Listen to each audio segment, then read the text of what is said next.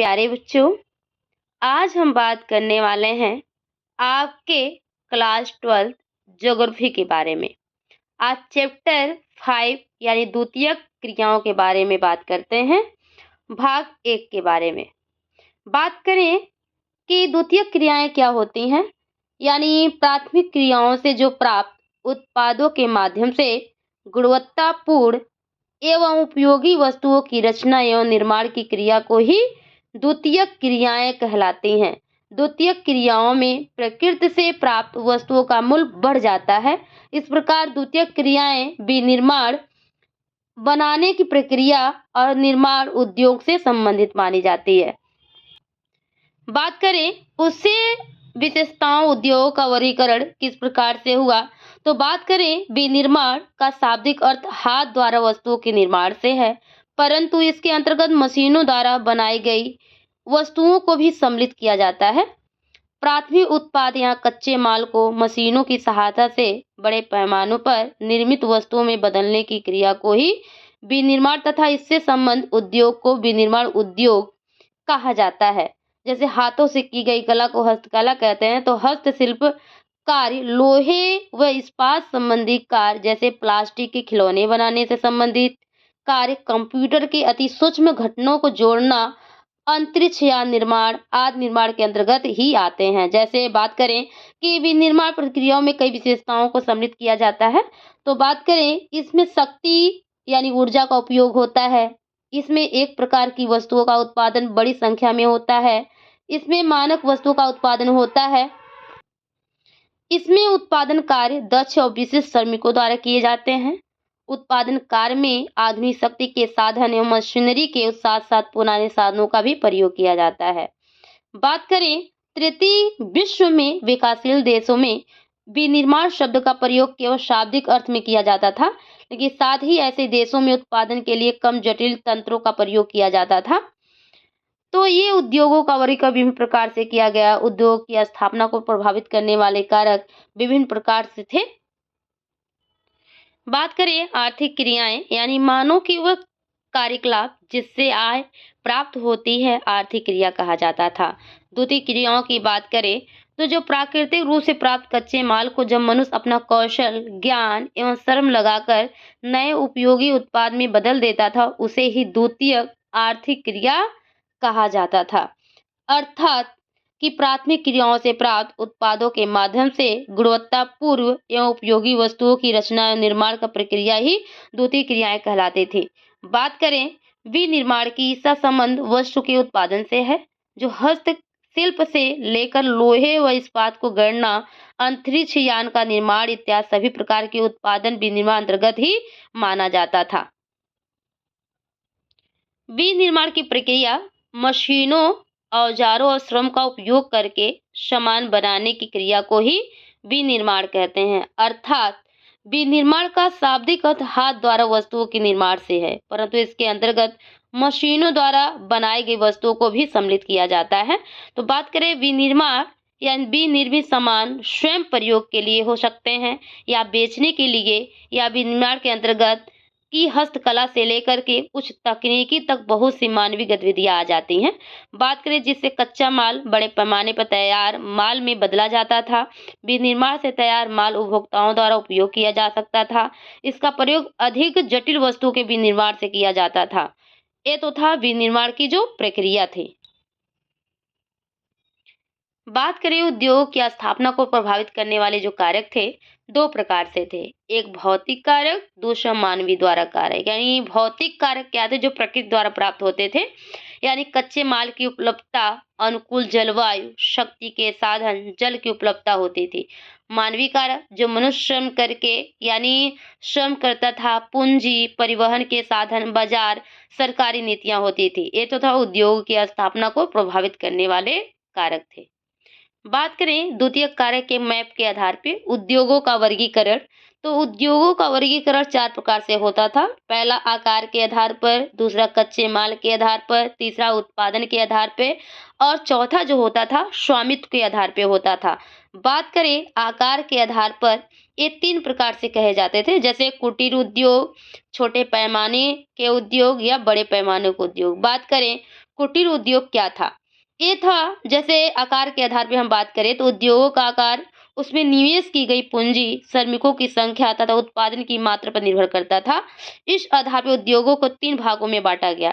जो पहला जो था कुटीर उद्योग, निर्माण की सबसे छोटी इकाई जिसमें परिवार के सभी सदस्य मिलकर अपने दैनिक जीवन के उपभोग की वस्तुओं का उत्पादन करते थे, उसे कुटीर उद्योग कहा जाता था। इसमें उद्योग में स्थानीय कच्चे माल या साधारण औजार का प्रयोग भी किया जाता था। बात करें छोटे पैमानों का उद्योग, तो ये छोटे पैमाने को इन उद्योगों के उत्पादन की जो तकनीक व निर्माण स्थल कुटीर उद्योगों से भिन्न होते थे। इसमें निर्माण कार्य घर से बाहर कारखानों में होता था।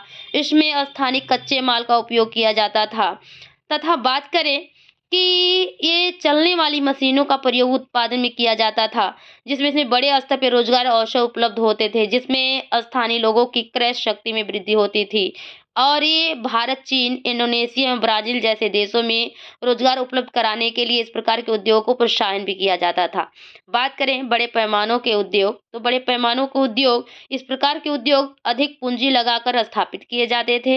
इन उद्योगों में भारी मशीन, विभिन्न प्रकार के कच्चे माल, शक्ति के साधन, कुशल श्रमिक तथा विकसित प्रौद्योगिकी का प्रयोग किया जाता था। जो परिणाम स्वरूप इसमें वस्तुओं का उत्पादन बड़े पैमाने पर होता था। पिछले 2 वर्षों में इन यूरोप में हुआ था, जहां बात करें कि वर्तमान पूरे विश्व में अन्य भागों में बड़े पैमानों के उद्योग का विकास किया गया, जहां पूरे विश्व के औद्योगिक प्रदेशों को बड़े पैमानों पे लिया जाता था और 2 बड़े समूहों में बाँट दिया जाता था। जैसे अधिक विकसित देशों में स्थापित जो परंपरागत औद्योगिक प्रदेश थे, या कम विकसित देशों में स्थापित उच्च प्रौद्योगिकी वाले विस्तृत औद्योगिक क्षेत्र थे। बात करें अब उत्पादन के आधार पर 2 प्रकार से आए। जैसे एक आधारभूत उद्योग था जो लौह इस्पात के अंतर्गत आते थे, एक उपभोक्ता उद्योग था। आधारभूत उद्योग क्या थे? बात करें कि आधारभूत उद्योग को, तो ये जैसे उपभोक्ता के आधार पे खान-पान, वस्त्र, वाहन आते थे। अब बात करते हैं कच्चे माल के आधार पे उद्योग, जैसे ये 5 प्रकार से थे: कृषि आधारित, रसायन आधारित, खनिज आधारित, वन आधारित या पशु आधारित। बात करें जो कृषि आधारित उद्योग थे, तो कृषि आधारित उद्योग वे उद्योग होते थे जिनको उत्पादन के लिए कृषि उत्पादों पे निर्भर रहना पड़ता था। जैसे चीनी उद्योग, सूती उद्योग, भोजन तैयार करने के उद्योग, इसमें पेय पदार्थ, चाय, कॉफी और मसाले तथा रबड़ उद्योग भी आते थे। बात करें कि ये रसायन आधारित उद्योग जो थे, इसमें बात करें इन उद्योगों में प्राकृतिक रूप से पाए जाने वाले रासायनिक यानी खनिज का उपयोग होता था। जैसे पेट्रोल रसायन उद्योग, खनिज तेल यानी पेट्रोलियम का उपयोग तथा नमक, गंधक, पोटाश उद्योगों में भी प्रयोग यानी प्राकृतिक खनिज का प्रयोग किया जाता था। साथ ही रासायनिक उद्योग जैसे लकड़ी एवं कोयले के साथ कच्चे माल पर आधारित होते थे। ये प्लास्टिक निर्माण तथा कृत्रिम रेशो बनाना रसायन आधारित उद्योग उदाहरण दिए जाते थे। बात करें खनिज आधारित पे, तो ये खनिज आधारित पर उद्योग जो होते थे, इन उद्योगों में खनिज का कच्चे माल के रूप में प्रयोग किया जाता था। ये खनिज धात्विक एवं अधात्विक रूप में पाए जाते थे। खनिज आधारित उद्योगों में निम्न वर्गीकृत किया जाता था। जैसे बात करें तो एक धात्विक खनिज थे, अधात्विक यानी एक जो धात्विक खनिज थे उसमें लौह का अंश होने से ये खनिज तथा आधारित उद्योग लौह इस्पात कहा जाता था, जहां अलौह अंश वाले जो थे अधात्विक खनिज पे आधारित किए जाते, जैसे एल्युमिनियम, तागा, तांबा उद्योग और ये जस्ता उद्योग कहा जाता था। इसमें सारी चीजें आती थी। बात करें वन आधारित यानी कागज उद्योग कहा जाता था।